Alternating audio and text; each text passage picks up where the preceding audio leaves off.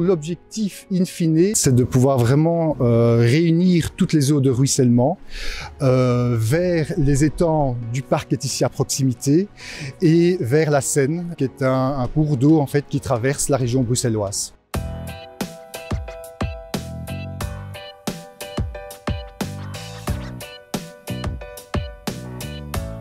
Le projet donc, est situé dans la commune de Forêt, qui est située dans le sud de Bruxelles.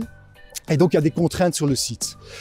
Ces contraintes, c'est d'abord une topographie qui est très marquée.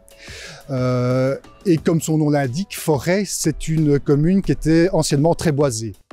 Et donc, durant 60 ans, cette commune a subi quelque part les aléas d'une urbanisation croissante qui a amené à une imperméabilisation complète des sols.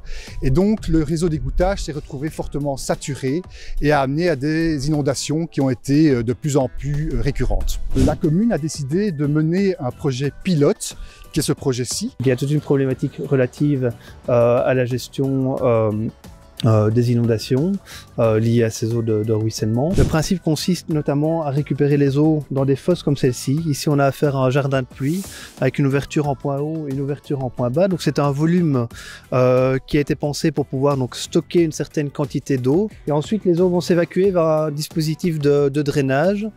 S'orienter notamment vers les fosses d'arbres. Ces eaux vont percoler, vont continuer leur trajet jusqu'en bas de la rue, où là, elles vont pouvoir être canalisées au niveau du réseau séparatif spécifique pour les eaux de pluie. Et puis un autre axe qui est relatif à la biodiversité, où le territoire se caractérise par un certain nombre d'îlots verts au travers des parcs, au travers des jardins privés.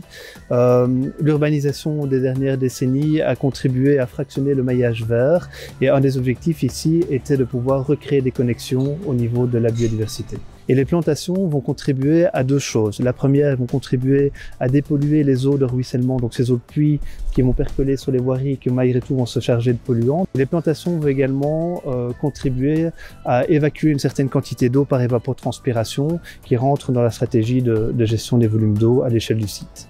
La région de Bruxelles en 2021 est devenue une zone 30. On en a profité pour avoir une réduction minimale des largeurs de voirie, ce qui nous a permis d'augmenter en fait la largeur des trottoirs, de pouvoir planter des arbres comme vous le voyez, de créer des plateaux ralentisseurs qui vont permettre justement à la mobilité active et aux personnes à mobilité réduite de pouvoir circuler de manière plus sécuritaire et plus librement.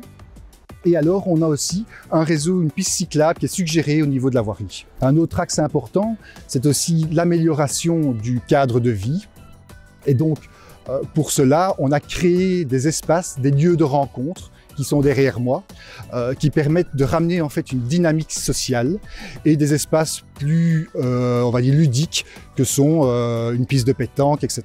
On peut voir et identifier sur le site à différents endroits des panneaux informatifs destinés au grand public pour les informer de ce qu'on a essayé de mettre en place à plus large échelle ici au niveau du quartier dans le cadre de la reconstitution du maillage vert et du redéploiement de la biodiversité. L'imperméabilisation des sols évidemment est assez dramatique, hein. C'est pas que ici, c'est dans beaucoup d'autres projets dans le monde.